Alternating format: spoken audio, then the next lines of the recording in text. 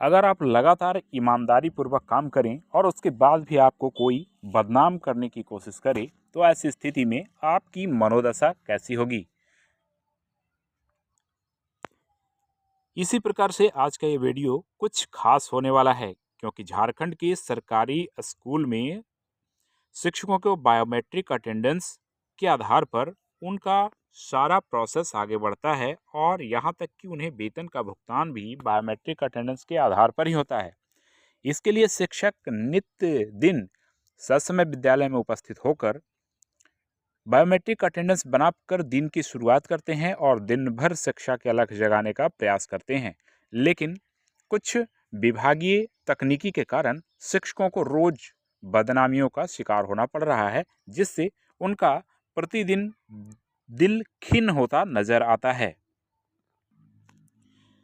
राज्य भर के सरकारी स्कूल के शिक्षकों का अटेंडेंस ई विद्या वाहिनी पोर्टल पर बन रहा है। इसमें काफ़ी संख्या में शिक्षक अटेंडेंस भी नहीं बना रहे हैं। लेकिन क्यों नहीं बना रहे हैं या क्या प्रॉब्लम है, आज के इस वीडियो में हम देखने का प्रयास करते हैं।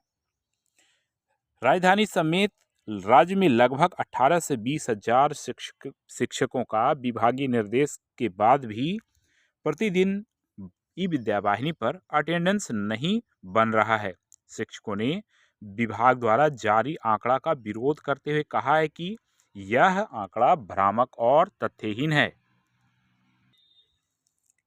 क्योंकि शिक्षक लगातार बनाते रहते हैं। उसके बाद भी यहाँ पर कई तकनीकी समस्याएं हैं जो आज के इस वीडियो में हम बताने का प्रयास करते हैं, जो शिक्षा विभाग अब तक उसे अपडेट नहीं कर सका है, जिसके कारण शिक्षक लगातार अनुपस्थित देखे जाते हैं। झारखंड प्रदेश संयुक्त शिक्षक मोर्चा के संयोजक विजय बहादुर सिंह एवं अमीन अहमद एवं अरुण कुमार दास ने रविवार को संयुक्त रूप से कहा कि ई विद्या वाहिनी पोर्टल में शिक्षकों की उपस्थिति दर्ज करने हेतु जितने शिक्षकों के मास्टर डाटा ई विद्या वाहिनी में सुरक्षित किए गए हैं, उनमें से कई शिक्षक या तो मर गए हैं या तो सेवानिवृत्त भी हो चुके हैं। कुछ शिक्षक स्वैच्छिक रूप से भी सेवानिवृत्ति ले चुके हैं। इसके बाद भी इन शिक्षकों को ई विद्या वाहिनी पोर्टल पर अनुपस्थित बताया जाता है, जिसके कारण आंकड़े काफ़ी ऊपर चढ़ जाते हैं। शिक्षकों के यहाँ तक स्थानांतरण और निलंबन की स्थिति में भी ई विद्या वाहिनी में कोई ऐसे सॉफ्टवेयर तैयार अब तक नहीं किए गए हैं जिससे उन शिक्षकों को चिन्हित किया जाए कि वे शिक्षक दूसरे विद्यालय में स्थानांतरित हो गए हैं या प्रतिनियोजित हो गए हैं या फिर वैसे शिक्षक निलंबित हैं। ये तो स्पष्ट है कि इस प्रकार के शिक्षक ई विद्या वाहिनी में बायोमेट्रिक उपस्थित नहीं बनाएंगे, क्योंकि उनका स्थानांतरण हो चुका है या फिर वे कहीं दूसरे विद्यालय में प्रतिनियोजित हैं या कई शिक्षक सेवानिवृत्त हो गए हैं या फिर कई शिक्षक काल के गाल में भी समा चुके हैं। इसके बावजूद भी उन पर ई विद्या वाहिनी में अटेंडेंस बनाने को लेकर लगातार प्रेशर दिया जा रहा है। तो ऐसी स्थिति में वे कैसे बनाएंगे, आप भी जरा सोच सकते हैं। यहाँ पर कुछ शिक्षक ऐसे होते हैं जो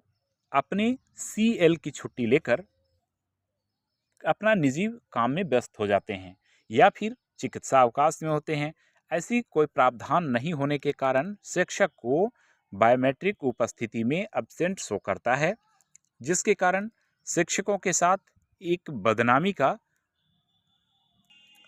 सबब बना हुआ है, क्योंकि पूरे झारखंड के शिक्षक इस प्रकार के गतिविधियों के कारण वे बदनाम हो जाते हैं, जबकि वे ससमय विद्यालय आते भी हैं और जाते भी हैं और बच्चों का पठन पाठन भी सुचारू रूप से करते हैं। लेकिन अगर ई विद्या वाहिनी के पोर्टल पर कुछ ऐसे सॉफ्टवेयर अपडेट कर देते किया जा चुका होता जिससे शिक्षकों के